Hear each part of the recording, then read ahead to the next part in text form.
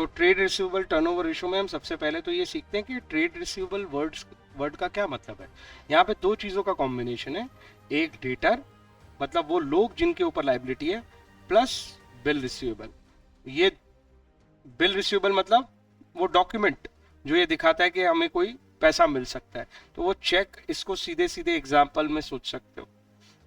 ठीक, तो डेटर और बिल रिसीवेबल ये दोनों का कॉम्बिनेशन कहलाता है कि ये बिजनेस के रिसीवेबल है, इसीलिए कहलाते हैं ट्रेड रिसीवेबल। टर्नओवर रेशियो बनाना है। टर्नओवर रेशियो को बनाने का मतलब है, अगेन ये एक असेट है और इस असेट का हम रोटेशन देखना चाहते हैं। जैसे हमने स्टॉक का रोटेशन देखा, स्टॉक के रोटेशन में भी हमने क्या देखा था, एवरेज स्टॉक जो तुम होल्ड करते हो, मतलब जितना पैसा तुम स्टॉक में उलझा के रखते हो, वो सीओजीएस बना देता है, तो ये आईटीआर कहलाता है। कितनी बार रोटेशन होगा, तो अगर सपोज करो तुम्हारे पास 20,000 का स्टॉक का इन्वेस्टमेंट करके रखते हो, ये वर्किंग कैपिटल इन्वेस्टमेंट कहलाता है। वर्किंग कैपिटल इन्वेस्टमेंट इसलिए कहलाता है क्योंकि ये वो पैसा है जो आप बिजनेस में रोटेशनली इन्वेस्ट करके रखते हो। जो भी पैसा लाते हो, दो तरह की कैपिटल बनाई थी, फिक्स एसेट और वर्किंग कैपिटल। तो फिक्स एसेट मतलब परमानेंट इन्वेस्टमेंट है और ये रोटेशनल और टेम्पररी इन्वेस्टमेंट है। तो हम एक एक कंपोनेंट में घुस गए। वर्किंग कैपिटल में तो पूरी करंट एसेट थी, उसका एक कंपोनेंट था स्टॉक। तो स्टॉक में अगर आपने 20,000 रुपए इन्वेस्ट कर रखे और अगर आप स्टॉक को कम से कम 6 टाइम्स रोटेट करने की कैपेसिटी रखते हो, 6 टाइम्स रोटेट करने की कैपेसिटी का मतलब है कि आप इस 20,000 से 6 टाइम रोटेट करोगे तो क्या बन जाएगा, बताओ कितने पैसे बन जाएंगे।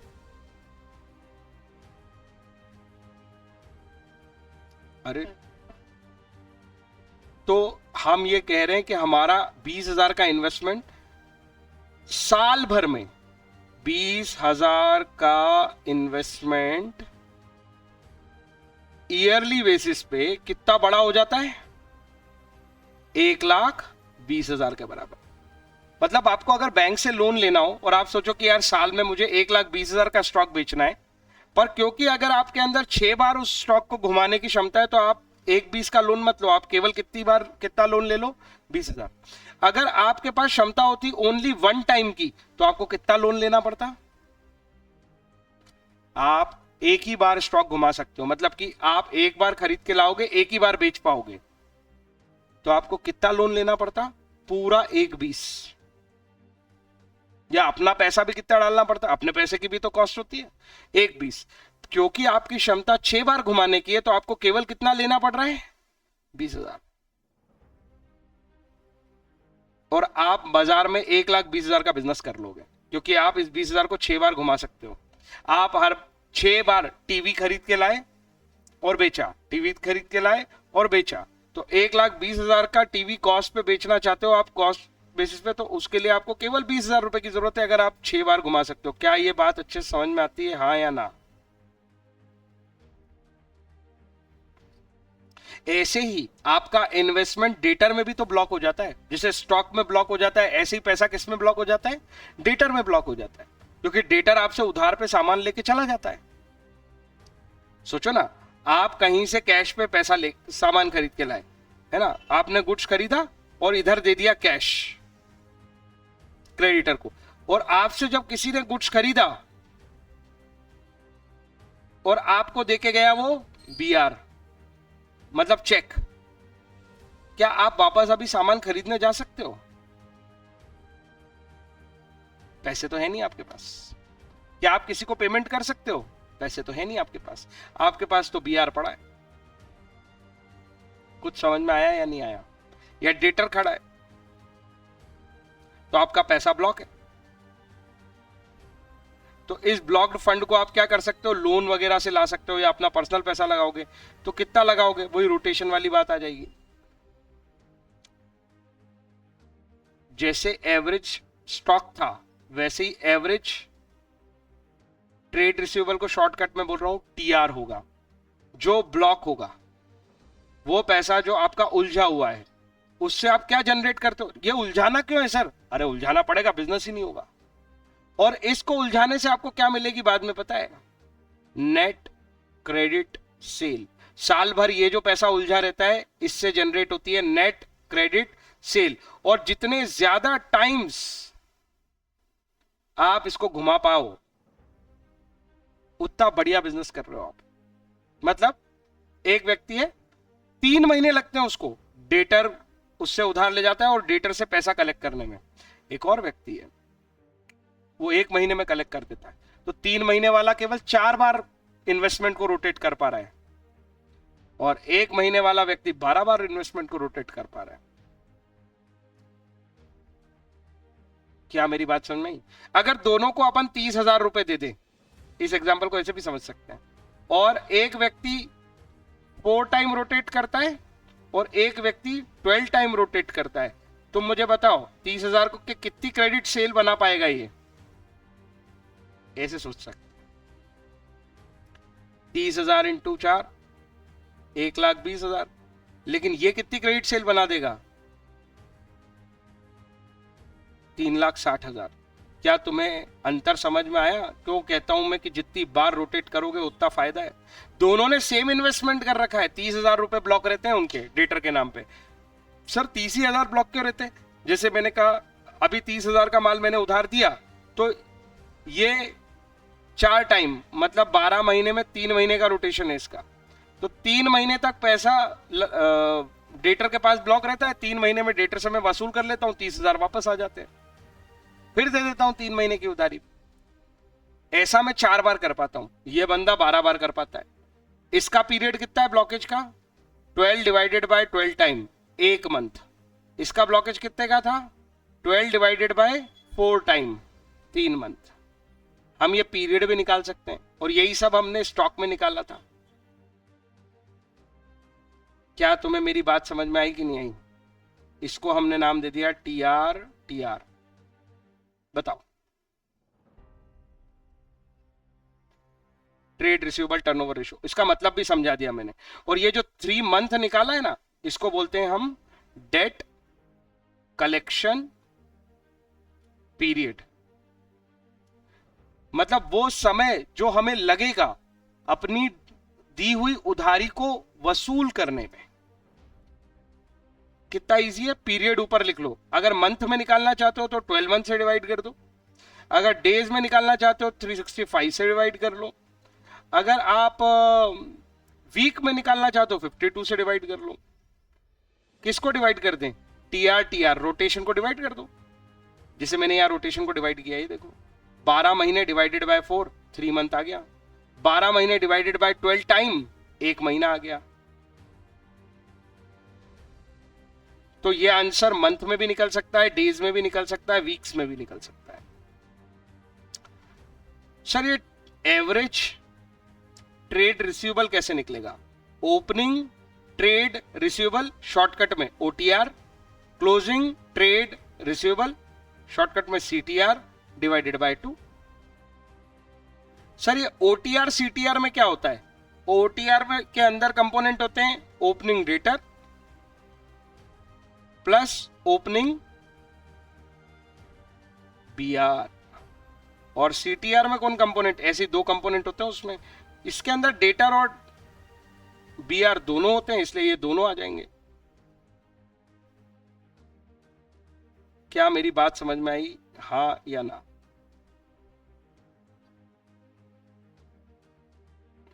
कुछ कठिन लग रहा है क्या? बिल्कुल भाई नहीं है ये उसका। मैं बोलता हूं ये 3 स्पेशल हैं, ये तीनों एक दूसरे के भाई हैं। एवरेज डिवाइड करो और उसके ड्राइवर, उससे जनरेट क्या होता है वो सोच लो।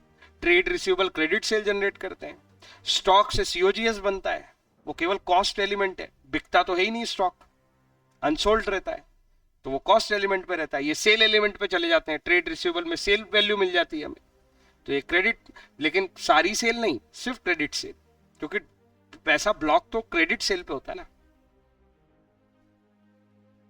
तो ये पूरा वर्किंग कैपिटल का ही रोटेशन हम समझ रहे हैं। किसी को कुछ पूछना है तो पूछो।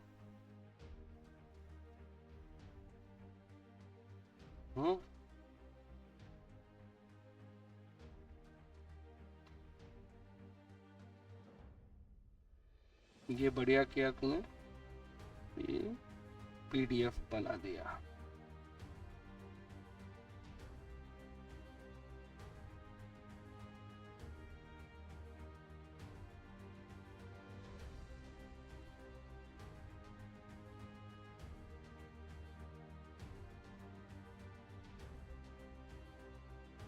शुरू करें? जो मैंने पढ़ाया है वैसे सब लिखा है कि नहीं, देख लो। Trade receivable turnover ratio is the relationship between credit revenue from operation, ये रेवेन्यू फ्रॉम ऑपरेशन वर्ड तो सीख गए हो ना, ये सेल्स के लिए होता है, और इसके आगे अगर कॉस्ट वर्ड जोड़ देते हैं तो वो सीओजीएस के लिए हो जाता है। तो सेल्स एंड मतलब credit sales and average trade receivable, ये फॉर्मूले जैसा हो जाता है। तो ये बेसिकली रिलेशनशिप है। मैंने तो इसका कंसेप्ट समझा दिया तुम्हें प्रैक्टिकल एग्जांपल्स से, ठीक है? कोई दिक्कत? इन दोनों के बीच का रिलेशनशिप होता है। ये देखो, अब इसमें यही सब लिखा हुआ है, जो और चीजें समझा दी मैंने। क्रेडिट रेवेन्यू फ्रॉम ऑपरेशन कैसे निकलेगा, मैंने बताया ना, क्रेडिट सेल्स, इसका मतलब है क्रेडिट सेल्स होंगे, और ऑब्वियसली सेल्स रिटर्न है तो उसको माइनस कर दो, मतलब नेट सेल्स बोल सकते हो इसको। ये टोटल सेल है रेवेन्यू फ्रॉम ऑपरेशन, इसमें से कैश सेल्स को माइनस करोगे तो भी क्रेडिट सेल पे पहुंच जाओगे। कॉमन सेंस है, हाँ या ना? अगर टोटल सेल और कैश सेल दिया हो, अब तो सीख गए हो रेशियो इतने दिन करते करते, टोटल सेल और कैश सेल दिया हो तो ऑब्वियस बात है टोटल में से कैश सेल को हटा दो तो जो बचेगा वो क्रेडिट है। एवरेज क्रेडिट रिसीवेबल, देखो यही बता रहा था मैं, opening debtor, opening BR, closing debtor, closing BR, दोनों को डिवाइडेड बाय 2 कर दो। सर 4 चीजें दिख रही हैं तो 2 से डिवाइड क्यों कर रहे हैं? क्योंकि बेसिकली ये ऊपर की दोनों ओपनिंग ट्रेड रिसीवेबल है, नीचे की दोनों क्लोजिंग ट्रेड रिसीवेबल है। बिगिनिंग और एंड का एवरेज देख रहे हैं हम, एलिमेंट गिन के 4 नहीं आएगा, बिगिनिंग और एंड 2 समय का। क्या ये बात समझ में आ गई?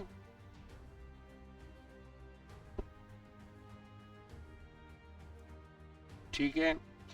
ऑब्जेक्टिव हर रेशो का पढ़ना चाहिए। इसका पर्पस क्या है? हाउ क्विकली, मैंने बताया था ना, 6 बार रोटेट हो रहा है तो आप फास्ट हो, 8 बार हो रहा है तो 6 से भी ज्यादा फास्ट हो। हाउ क्विकली आप अपने डेटर को कैश में कन्वर्ट कर लेते हो। और देखो ये भी बता दिया था, a high ratio is better, क्योंकि ज्यादा क्विकली पैसे आ रहे हैं, मोर प्रॉम्प्टली पैसे आ रहे हैं, डेट कलेक्शन आपका फास्ट है। और देखो ये भी सिखा दिया मैंने तुम्हें, डेट कलेक्शन पीरियड, आपको एक्चुअल में वो पीरियड निकालना है, मतलब आप डेज में बताओ कितने समय में पैसे निकाल लोगे। डेज में बताना है तो 365 से टीआर को डिवाइड कर दो, मंथ में बताना है तो 12 से डिवाइड कर दो, मैंने तो वीक भी बता दिया, 52 से डिवाइड कर दो, तो उतने दिन या उतने मंथ या उतने वीक बता सकते हो जो आपको लगते हैं डेट को कलेक्ट करने में। तो टीआर निकालना पड़ेगा उसके लिए, तभी आप ये निकाल सकते हो, या गिवन होना चाहिए। क्या ये बात समझ में आ गई, हाँ या ना?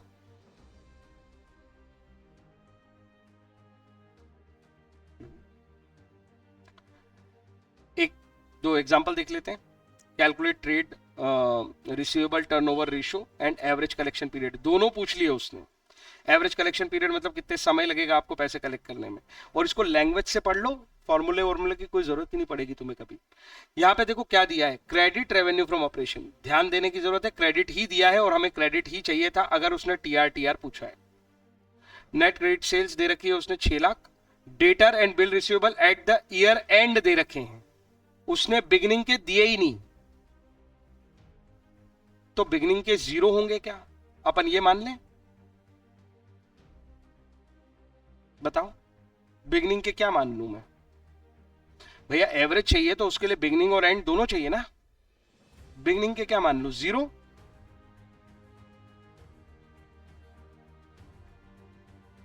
तुमसे पूछ रहा हूं, यहां अजम्पशन लेना पड़ेगा, और अजम्पशन हमेशा सूटेबल होना चाहिए। तो अजम्पशन है कि हम सेम एज एंड मान लेंगे। मतलब क्या है सर आपका, जो एंड पे है वही बिगिनिंग पे है। अगर 60,000 और 40,000 ही बिगिनिंग पे है और 60,000 और 40,000 ही एंड पे है, तो एवरेज क्या आएगा? एवरेज भी ये दोनों का सम ही आ जाएगा, 1 लाख। क्या तुम्हें मेरी बात समझ में आई या नहीं आई?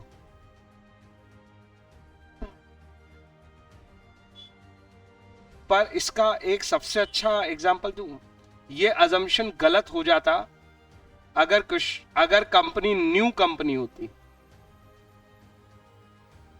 क्यों सर? अगर ये न्यू बिजनेस स्टार्ट होता ना, तो ओपनिंग कितना होता? 0। अरे यार न्यू बिजनेस में पहले दिन डेटर क्या होंगे? जीरो। अभी तो बिजनेस स्टार्ट किया तुमने। हेलो, क्या तुम्हें ये बात समझ में आ गई? क्या क्वेश्चन में कहीं भी बोला है कि ये बिजनेस न्यू बिजनेस है या स्टार्ट लिया है इसने? नहीं बोला है, इसलिए ये अजम्पशन गलत है। अदरवाइज ये ही सुटेबल अजम्पशन होता। न्यू बिजनेस के लिए हमेशा हम जीरो लेते हैं और रेगुलर बिजनेस के लिए हमेशा हम सेम लेते हैं। आज पहली बार बताया, डोंट वरी। मेरे को जब जब ये दिखेगा मैं तब तब याद दिलाऊंगा तुम्हें। क्वेश्चन में भी आएगा किसी में तो भी याद दिलाऊंगा, याद हो जाएगा। पर क्या ये अभी समझ में आ रहा है? मेरा तो केवल इतना कंसर्न है। बोलो। अरे याद नहीं है तुम्हें? मैंने ऐसे एक तुम्हें वो टूल्स वाली कहानी समझा रखी है। कौन से टूल्स? Loose tools. जो दिखते तो कहाँ हैं? सीए में। होते किसका पार्ट है? एनसीए का। जब अपन करंट रेशियो निकालते हैं तब सीए कैलकुलेट करते समय लूज टूल्स को माइनस कर देते हैं क्योंकि वो इसका पार्ट नहीं है। लेकिन वर्किंग कैपिटल निकालते समय लूज टूल्स को सीए का पार्ट मानते हैं। याद आ गया? ऐसे वो बार बार याद, रिकॉल वैल्यू से उसकी हैबिट बनेगी। और मैंने कहा ये कंसेप्ट में तुम्हें फिर बताऊंगा कैश फ्लो में, बहुत काम का है। तो ऐसे ही मैं ये अभी बता रहा हूं तुम्हें कि अजम्पशन पे चिंता मत करो कि याद रहेगा कि नहीं, वो तुम्हारी वरी नहीं है। क्या ये अभी समझ में आ रहा है? ये तुम्हारी वरी है।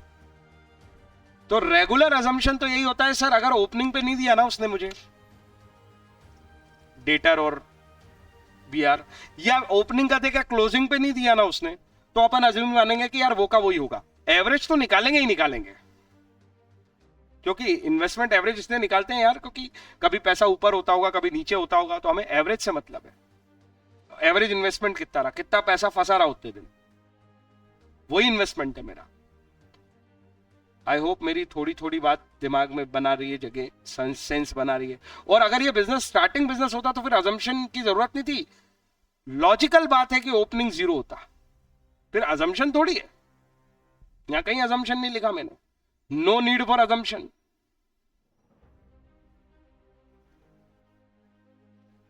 बिजनेस स्टार्ट ले रहा है तो सब सारी एसेट लाइबिलिटी जीरो है उसकी। आई होप मेरी बात समझ में आ गई। कोई कुछ पूछना चाहता है तो पूछ सकता है। खैर क्वेश्चन में अब दम नहीं बचा। बिगनिंग और एंड की वैल्यूज ही सेम है, तो बिगनिंग पे भी 1,00,000 60 + 40 टीआर, ओटीआर भी 1,00,000, सीटीआर भी क्लोजिंग ट्रेड रिसीवेबल। खुद भी ऐसे शॉर्ट में बोलना करना जब, तो स्पीड बढ़ जाएगी कल ही। ओटीआर भी 1,00,000, सीटीआर भी 1,00,000, तो एवरेज भी 1,00,000 ही आएगा। एवरेज 1,00,000 आ गया, एवरेज ही यूज किया है उसने। और 6,00,000 अपनी क्रेडिट सेल है तो 6 बार रोटेशन कर देते हैं। दूसरा सवाल उसने पीरियड पूछा था, 12 महीने में देखे और 6 बार रोटेट कर रहे हो, साल में 6 बार रोटेट कर रहे हो, 12 महीने के पीरियड में कितने पीरियड में रोटेशन होता है? तो एक साइकिल कंप्लीट होने में 2 महीने लगते हैं। सोच के देख लो, 2 महीने की 6 साइकिल, 12 महीने हो गए। अरे रिलेशन जैसा समझो उसको, समझ में आया या नहीं? फॉर्मूले जैसा नहीं। इसका मतलब है 2 महीने लगते हैं डेट को कलेक्ट करने में, तो 12 महीने में हम 6 बार कलेक्ट कर देंगे। पूछो। डेज में निकाल दिया उसने, 365 से 6 को डिवाइड कर दिया, अप्रॉक्स 61 डेज। यहां वो नोट लिख दिया उसने, in the absence of opening balances closing balances have been taken as opening, इसीलिए एवरेज सेम आ गया। क्या कुछ पूछना चाहते हो? अच्छा ईमानदारी से बताओ, बोर्ड के प्रेजेंटेशन और ये जो अपन ऐसे अब पढ़ रहे हैं, ये बुक में मैं वही मार्क करके दिखा रहा हूं, कौन सा सूटेबल लग रहा है तुम्हें?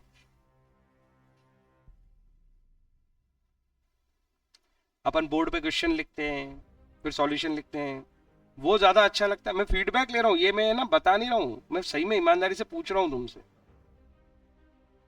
कि ये बुक पे या स्क्रीन पे हम काम कर रहे हैं, जो कि क्लास में भी करने लगे अब कभी, तो ये सूटेबल है या बोर्ड ज्यादा सूटेबल है? तुमसे पूछ रहा हूं।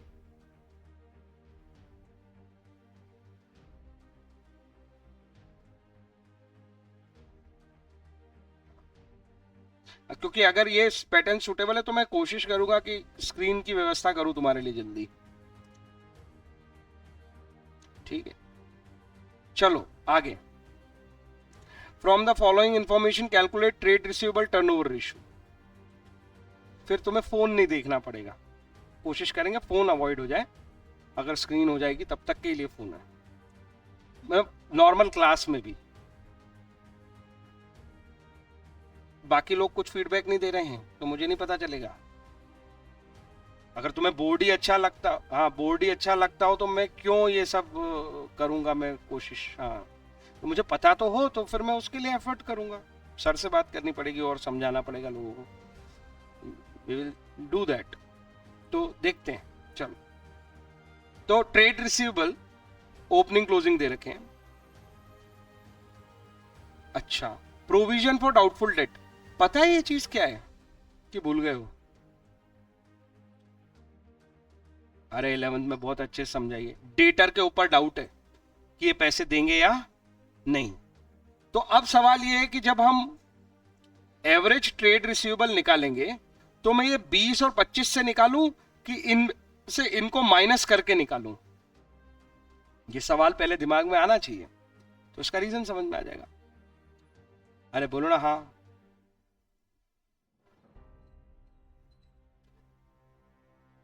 तो मुझे बताओ, क्या ये पैसे वो हैं जो लोग नहीं देंगे? क्या ऐसा पता है अपने को? क्या होता है, कुछ बच्चों की आदत हो जाती है रटने की। सर जब सेल ली तो हमने कौन सी सेल ले ली, उसमें से अगर रिटर्न है तो हमने माइनस करके नेट सेल ले ली। बोलो हाँ। तो कभी कभी क्या होता है, हम इस डाइल्यूजन में चले जाते हैं कि अगर डेटर या बीआर दिख रहे हैं हमको, टीआर दिख रहे हैं हमको, तो हम प्रोविजन माइनस करके 18,000 ही ले लेते हैं। क्योंकि आदत क्या होती है, बैलेंस शीट के अंदर इनर कॉलम में हम डेटर को लिख के उसमें से आउटफुल डेट माइनस करके आउटर कॉलम में 18,000 ले जाएंगे। क्योंकि बैलेंस शीट प्रेजेंटेशन भी दे सकता है ना वो, तो तुम सीधा ये उठाने लगोगे। दो इंट्यूशन तुम्हारे अंदर से आ रहे हैं, एक वो नेट सेल को देख के और एक यहां को देख के। लेकिन मेरा सवाल है, क्या ये डेटर ने पैसे देने से मना? रिटर्न में तो उसने सामान वापस भेज दिया है ना, वो अब रखने वाला ही नहीं है। लेकिन ये मामला तो अभी डाउटफुल चल रहा है, अभी किसी डेटर ने पैसे मना नहीं किए हैं देने को, और हमारा पैसा तो अटका, हम 20,000 ही मानेंगे। अरे डाउट है भाई, दे भी सकता है वो। रिटर्न में ऐसा कोई डाउट होता है क्या, सेल्स रिटर्न में, कि सामान वापस आ सकता है, उसको लिखा है हमने, या सामान वापस आ गया है इसलिए लिखा है हमने? तुम बताओ। आ गया है, सर्टेनिटी है उधर, ये सर्टन नहीं है। और हो सकता है पूरे 20 भी मिल जाए और हमारे पैसे उलझे भी 20 ही हैं। तो इनको नेट मत कर देना, ये समझना है। क्या ये बात अच्छे समझ में आ गई, हाँ या ना? इजी हो गया। अब हमारा एवरेज डिनोमिनेटर तो बहुत ही इजी है, 20 और 25 का एवरेज 22,500 आता है। अरे यार सेंटर ढूंढना तो आता है ना अपने को। इन दोनों के बीच में क्या है, 5,000 का गैप है, 2,500 बढ़ा दो, ठीक है ना? ऐसा सोचना, फास्ट हो जाता है काम। तो एवरेज तो आ गया अपना 22,500। दूसरा एलिमेंट चाहिए क्रेडिट सेल। अब देखो उसने एक दिया है टोटल रेवेन्यू, एक दिया है कैश रेवेन्यू, जल्दी से जवाब दो। मुझे चाहिए क्रेडिट सेल। फॉर्मूले नहीं सिखाता मैं, लॉजिक बताओ।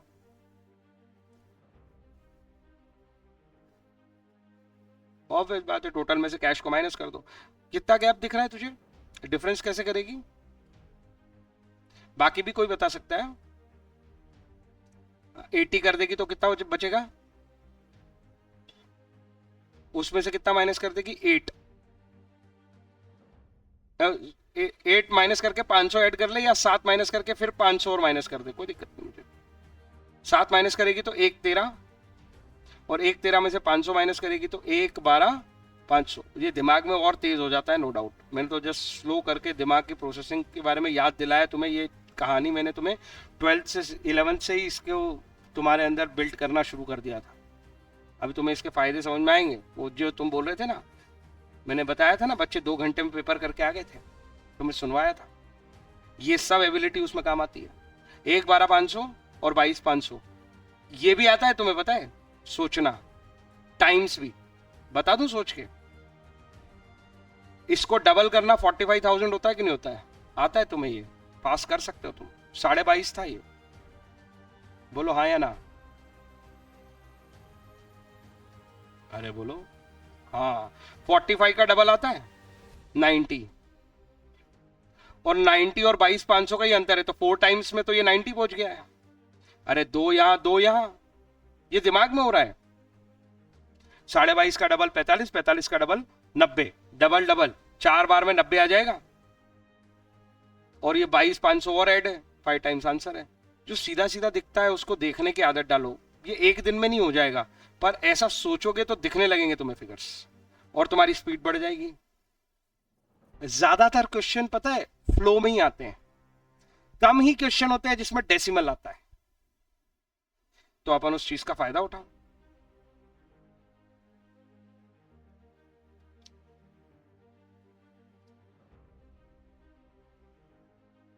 अगले टाइप का क्वेश्चन देख लेते हैं। From the following information calculate TR। ये कृति उंगली हटा जल्दी से, मजाक करो। कॉस्ट दे रखी है, बोलो हाँ या ना? अरे सबकी बुक है, वहां कॉस्ट लिखा है। Cost of revenue from operation, बेचारा कितना सीधा है। कॉस्ट ऑफ गुड सोल्ड भी बोल रहा है उसको, नहीं भी बोलता तो समझ में आना था। 6 लाख जीपी दे रहा है ऑन कॉस्ट। पता है मेरा दिमाग तो यही ढूंढता रहता है कहीं ये सेल ना लिख दे, क्योंकि कॉस्ट लिख के अगर जीपी सेल पे दे दिया, देखा है तुमने, फिर क्या करना पड़ता है? इक्वेशन लिखनी पड़ती है, COGS plus GP equal to sale. अभी उतनी जरूरत ही क्यों नहीं है, यही गिवन है, इसी पे जीपी है। अरे बोलो ना हाँ या ना? मैं इसको भी ऐसे रिलेशन से ही करके दिखा देता हूं। कितना है जीपी ऑन कॉस्ट? वो परसेंटेज भी हट गया कृति, जल्दी बता जल्दी से, कितना परसेंटेज है? ये 25%, ये फुल स्टॉप लगाने के बाद 25% कैश सेल्स लिखा है उसने।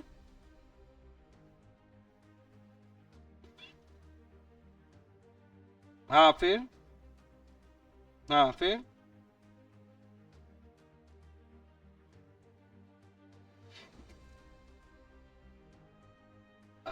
तो ये जीपी का परसेंटेज दिया है, और इसको पढ़ने के कारण ही मैंने स्लो पढ़ाया है इंटेंशनली। ये है कैश सेल का परसेंटेज, 20% ऑफ टोटल सेल्स, फिर है सेमी कॉलन। तो ये जो 25% दिया है, ये कॉलन, सेमी कॉलन और फुल स्टॉप और ये सब चीजें समझ में आनी चाहिए। तो ग्रॉस प्रॉफिट ऑन कॉस्ट है 25%। Are you getting my point? हाँ या ना? ये आसान होता है, पर फिर भी मैं इसको कॉस्ट की तरह ही लिख रहा हूं। तो ये भी कॉस्ट, ये भी कॉस्ट, 25% कॉस्ट पे ही जोड़ना है, और कॉस्ट ही गिवन है, तो ये आसान हो गया है। अगर सेल्स गिवन होती तो भी मैं यही इक्वेशन बनाता इसमें, पर उसने ईज कर दिए कॉस्ट देके। क्या तुम्हें मेरी बात समझ में आ रही है? 6 लाख का 25% मैं ओरली करना जानता हूं। 25% मतलब 1/4, और 6 लाख 15 4 जा 60 होता है, मतलब ये आएगा 1.5 लाख।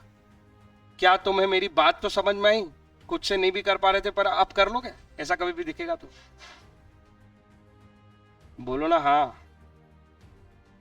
मैंने 1/4 सोच लिया, मैंने 1/4 सोच लिया 25% को, और 60 किस टेबल में आता है? 15 की टेबल में 4 टाइम्स में आ जाता है। तो मुझे याद समझ में आ गया कि 1.5 लाख आएगा। ये टोटल मिला के 7,50,000 की सेल्स हो जाएगी।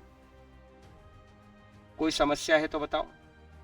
पर ये मेरी टोटल सेल है, और मेरा ड्राइवर अगर TR निकालना है तो क्रेडिट सेल है। टोटल सेल के साथ कुछ कैश सेल्स देनी थी, उसने मुझे बताया 20% ऑफ टोटल सेल। अगर टोटल सेल ये है तो कैश सेल कितनी होगी? इसकी 20%, 7.5 का डबल 15, ये 7.5 लाख था। इसका 10% 75,000 होता है, 75,000 का डबल 1.5 लाख। जो मैंने बोला क्या वो समझ में आ रहा है? उतनी स्पीड में ये समझने की स्पीड भी बन गई है, तो तुम्हारे सोचने की भी बन जाएगी। जब तुम ईमान खुद से क्वेश्चन करोगे तो ये फटाफट सोच पाओगे। और क्रेडिट सेल कितनी हो जाएगी, 7.5 में से 1.5 गए 60, मतलब 6 लाख। हम तो सीओजीएस पे ही आ गए सर, वो सीओजीएस नहीं है, वो क्रेडिट सेल है, घूम फिर के आ गई है वो तुक्के में सेम। बोलो कोई डाउट?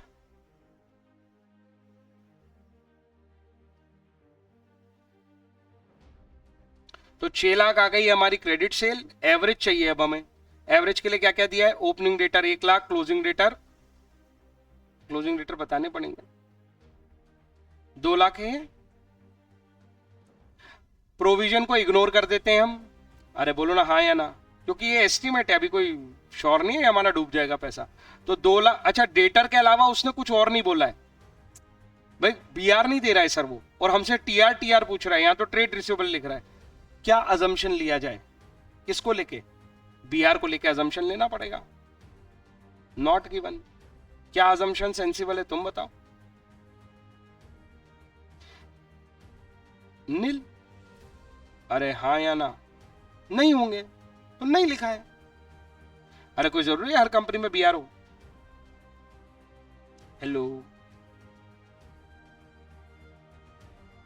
तो बस अकेला डेटर है, तो डेटर का ही एवरेज कर दो। तो 1 लाख और 2 लाख दोनों का एवरेज 1.5 लाख। 6 लाख अपॉन 1.5 लाख, 15 4 जा 60 वाली कहानी, 4 टाइम्स आंसर। कठिन लग रहा है तो बताओ, घर पे तुम्हें अपने हिसाब से एक बार और क्वेश्चन को करना है, ठीक है? अरे ठीक है,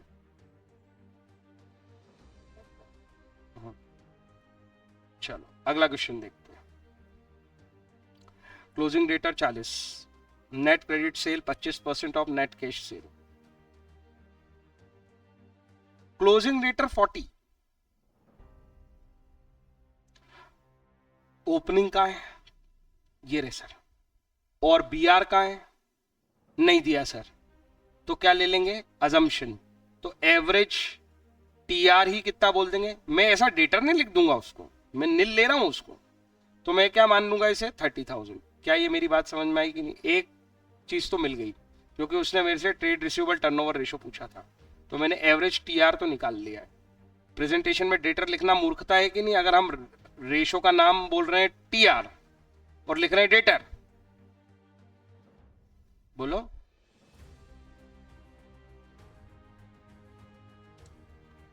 क्या मेरी बात से सहमत हो कि नहीं, कि मुझे एवरेज टीआर ही लिखना चाहिए, एवरेज डेटर नहीं?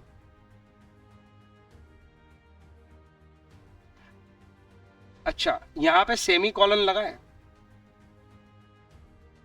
वो बात खत्म हो गई 40,000 पे। ये नई बात है, कैपिटल लिखा है, net credit sale 25% of net cash sales. मतलब ये रिलेशनशिप में, जरा रिलेशनशिप की इक्वेशन बनाओ तो। कौन बड़ा है? हमेशा मैं कहता हूं ये ट्रिक है रिलेशन बनाने की। कौन बड़ा है? Net credit cell being 25% of net cash cell, कौन बड़ा है? फील पे ही आ जाना चाहिए यार ये बात तो।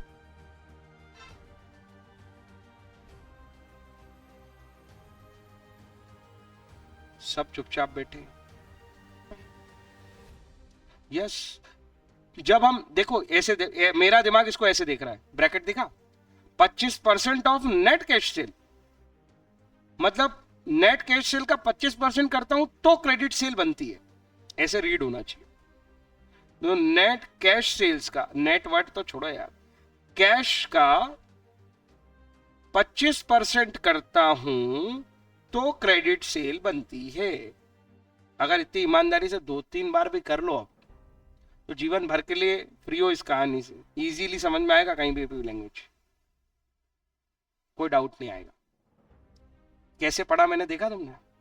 जिस पे परसेंटेज लिखा ना उसको पहले पढ़ लिया कि 25% है नेट कैश का, नेट मतलब कैश सेल का 25% करता हूं तो क्रेडिट सेल आ जाती है। तो बड़ा कौन हो गया? ये हो गया अपने आप। बड़ा ढूंढना ही इक्वेशन बनानी है, सीधी सी बात। Excess of closing debtor over opening debtor, ओ मैंने पढ़ा नहीं था और जल्दीबाजी कर दी। देखो तुमसे भी ऐसी हो सकती है। क्या ये क्लोजिंग डेटर है?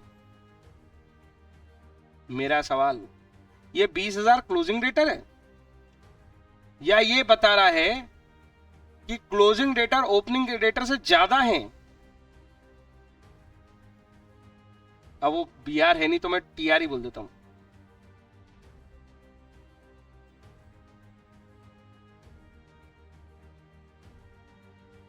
क्या बोलते हो, हाँ या ना? और इसमें अगर तुम्हें क्लोजिंग टीआर की वैल्यू 40,000 पता है, ये तो गिवन है ना ऊपर, ये रही, तो ओपनिंग टीआर निकल नहीं आएगा क्या? कितना आ जाएगा?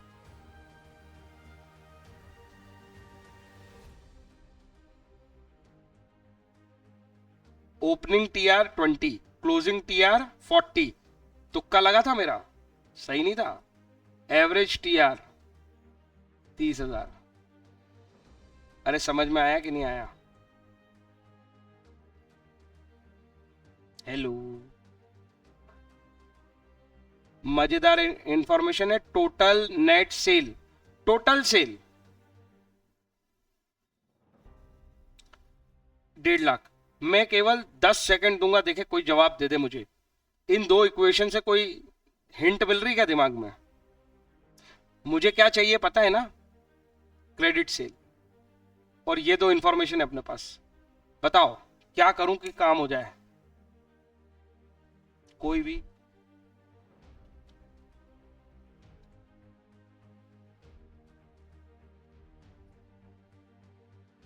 बिल्कुल सही, इतना समझ में आ जाए तो काम हो गया। कैश प्लस क्रेडिट ही तो टोटल सेल होता है सर। चलो ठीक है, अब क्या करूं? फंस गए, अपने पास तो फिगर ही नहीं है किसी का।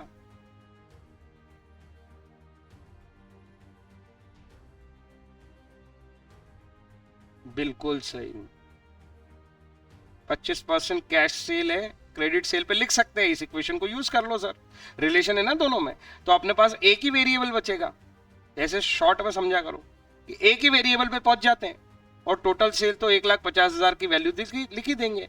तो ये 125% कैश सेल, ये फॉन्ट अब मजा नहीं आ रहा, 125% cash sale equals to 1.5 lakh. तो cash sale equals to 1,50,000 divided by 125%। Divide में जाना था, मैं ऊपर 100 ले आया। 25 से सीधे काटने की आदत होनी चाहिए अपने को। ये 4, ये 5, ये 5 है तो ये 3, और ये आ गया 1,20। कोई डाउट है तो बताओ। 1,20 तो क्या निकली है? Cash cell. अरे बोलो ना हाँ। या तो डिफरेंस निकाल लो तो भी क्रेडिट सेल 30,000 आएगी, और रिलेशन से निकालते ना तो भी आती। वो रिलेशन से वेरीफाई कर लो। मैंने निकाल इससे ली, वेरीफाई इससे कर लेता हूं। अपना रिलेशन था इसका 25%, मतलब इसका 1/4, तो 1,20 का 1/4 करके देखो क्या आ जाएगी, क्रेडिट सेल आ जाएगी। अल्टीमेटली 30,000 रुपए की क्रेडिट सेल है, और डिनोमिनेटर में आएगा हमारा कौन? एवरेज। वो भी कितना है? 30,000।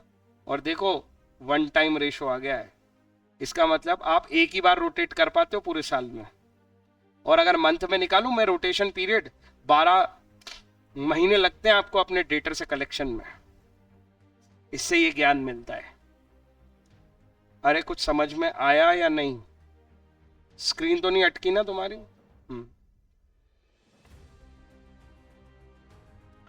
ठीक है।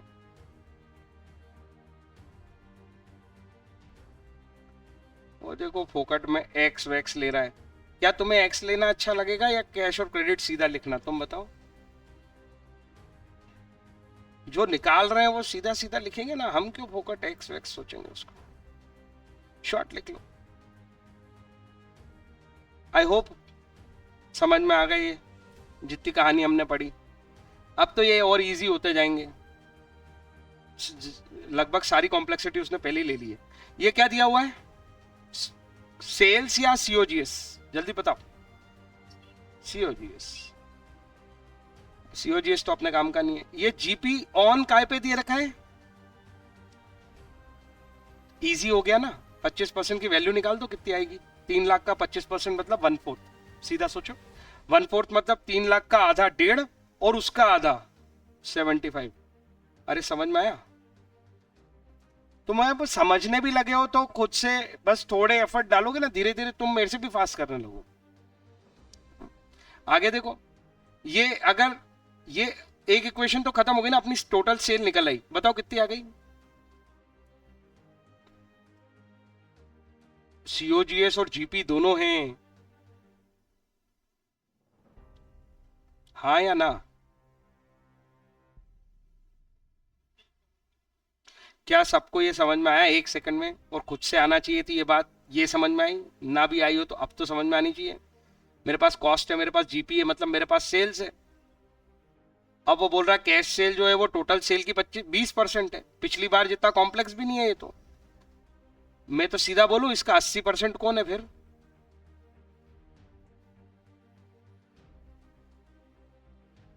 अरे यार, कैश सेल 20% है टोटल सेल का, तो मैं सीधे नहीं बोल सकता कि 80% है क्रेडिट सेल। तो इसका 80% निकाल दो।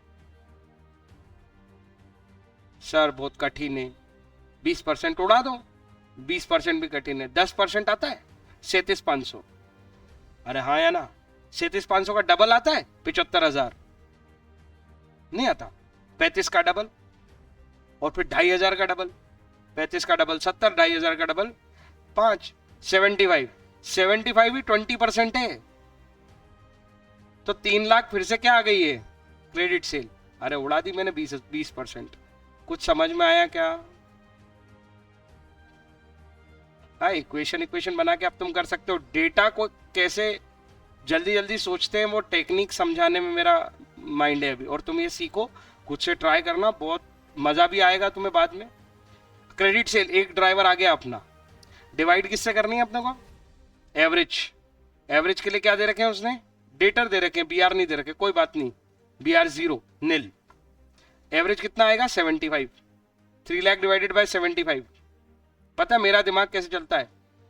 ये 75 की टेबल बोलना शुरू करो, ये 1.5 लाख हो जाएगा डबल, और 1.5 लाख का डबल हो जाएगा 3 लाख। ऐसे सोचा करो सीधे सीधे, 4 टाइम्स क्वेश्चन खत्म। हाँ या ना?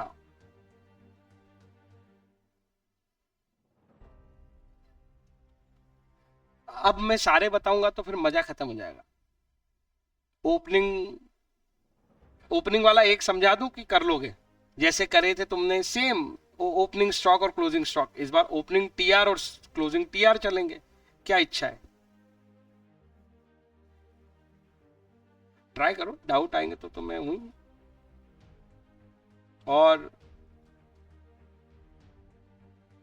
कितने क्वेश्चन है इसके? बस इलस्ट्रेशन 93 और 94 भी है, और खत्म इलस्ट्रेशन। 94 के बाद इलस्ट्रेशन नहीं है ना? वेरी गुड, तूने बहुत अच्छा अरेंज करके दे दिया, बहुत इजी कर दिया ये। और ये ट्रेड रिसीवेबल टर्नओवर रेशियो में अनसॉल्ड कितने कहां तक है?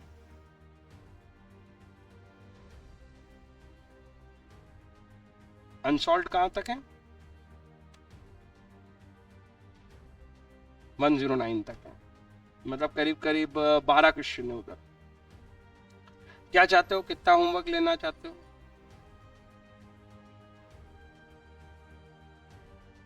सॉल्व वाले सारे वहीं रुकना है या अनसॉल्व तक करके आओगे? क्या है प्लान? अब सब चुप बैठे हैं, मैं ही दे दूं? सॉल्व वाले सारे कराऊं?